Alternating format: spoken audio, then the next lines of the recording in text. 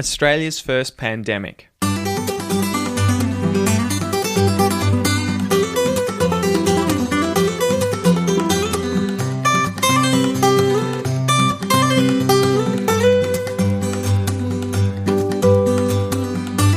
"231 years ago, Australia's first pandemic ripped through the countryside around Sydney, killing untold thousands of Indigenous people and reducing their population by probably more than 50%.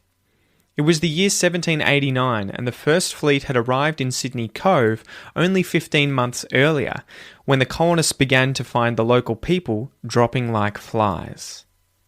First Fleet seaman Newton Folwell reported that, quote, "Every boat that went down the harbour found them laying dead on the beaches and in the caverns of rocks. How the disease got among them, it was impossible to tell." End quote.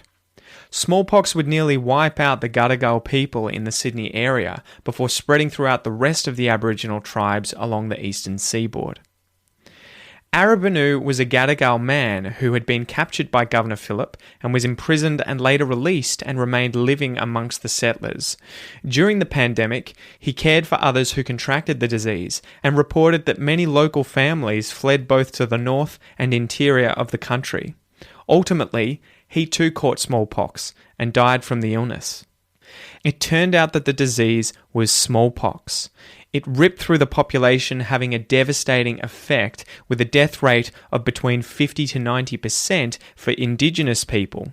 This was a vast number, reminiscent of Ebola's death rate in the 20th and 21st centuries. However, the origins of Australia's first pandemic and who brought it to the newly colonised continent still remains a mystery.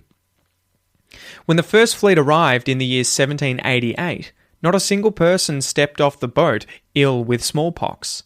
The Governor Arthur Phillip had been meticulous in his preparation for the journey and made every effort to remove sickness from all members of the 11 ships, 1,500 people, whether crew, marines, officers, or convicts. He knew that the success of the new settlement and the survival of its members relied heavily upon maintenance of good health. Besides this, the long voyage at sea, totalling 252 days, meant that even if smallpox had been initially brought on board, anyone with it would have died or become immune, and the virus would have disappeared by the time of arrival. Watkin Tench, the great chronicler of the journey of the First Fleet and early years of the colony, stated that smallpox had, though indeed, been brought to the colony. When discussing the smallpox pandemic, he wrote, quote, "It is true that our surgeons had brought out various matter in bottles," end quote. So why would they do that? It was a good 70 years before germ theory would be discovered in the 1860s, so no one knew what viruses were nor how they spread. However, even though it was a time well before vaccinations, doctors had already put two and two together to some extent.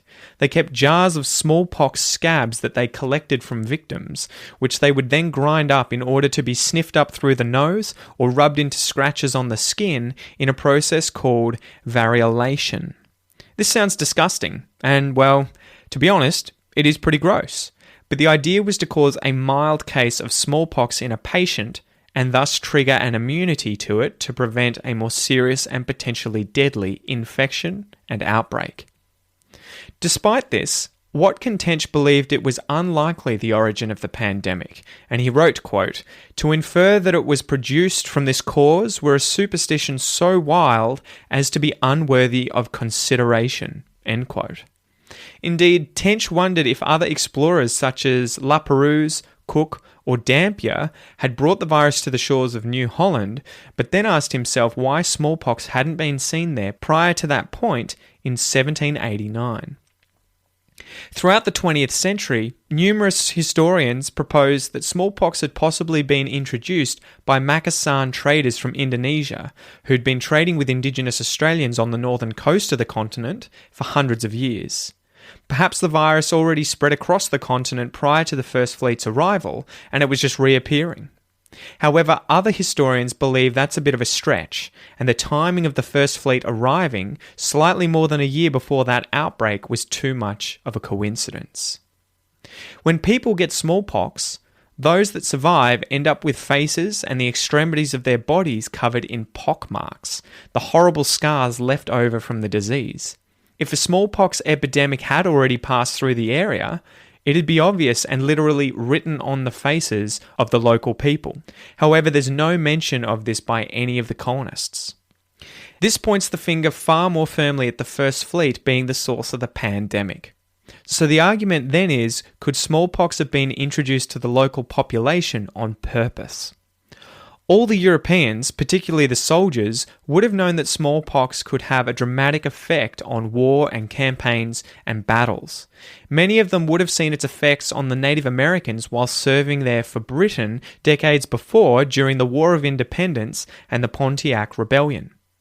And there's some evidence that items from infected patients were actually given to Native Americans in the hopes of introducing the disease during the Pontiac Rebellion of 1763. It's possible the same thing took place in Sydney Cove sometime after 1788, whether intentionally or not, as intermingling and trade was taking place more and more between colonists and the local indigenous population. If it was introduced on purpose, Major Robert Ross is the prime suspect. He was the commander of the Marines on board the First Fleet and had previously fought in America. The First Fleet Marine Ralph Clark described Major Ross as, quote, "without exception the most disagreeable commanding officer I ever knew," end quote. In fact, Ross had actually fought in the Pontiac Rebellion of 1763, as well as the American War of Independence, and had experience of smallpox use in America. Although there's no direct evidence linking Major Ross to the smallpox pandemic, he would have known its uses, and was by all accounts a relatively nasty character with little sympathy for the local people. Other possible suspects include the convicts of the settlement, who often fought with the local Aboriginal people. They would have likely known what these small surgeons' vials contained within them and their effect. Perhaps after tension began to rise between the locals and the colonists, the convicts took it upon themselves to exact revenge. Unfortunately, there still remains no significant evidence pointing to the origins of Australia's first pandemic. And unless some new extraordinary evidence appears, it may never be known how exactly smallpox arrived on Australian shores and then subsequently devastated the indigenous people. Either way, smallpox did get here, and its effect was incredibly profound. Most indigenous people would have been confronted with the disease and its horrible effects well and truly before they ever set eyes on European settlers.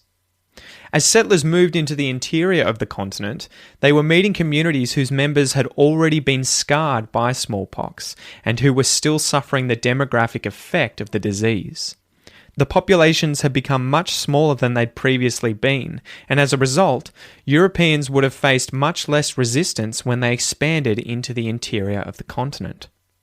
Some historians even question whether or not the First Fleet could have survived without this pandemic. Survival was on the edge of a blade in the first several years of colonisation. Due to lack of food and reduced rations, the colonists faced starvation for a number of years. The indigenous people were also becoming much more aggressive towards the settlers. Perhaps without the pandemic, the local people would have had the strength to wipe out the settlement and save their lands, at least temporarily. Thus, Australia's first pandemic may have been a pivotal role in shaping the continent's history. Was it an accidental introduction or the first example of biological warfare against Australia's first inhabitants? We'll likely never know.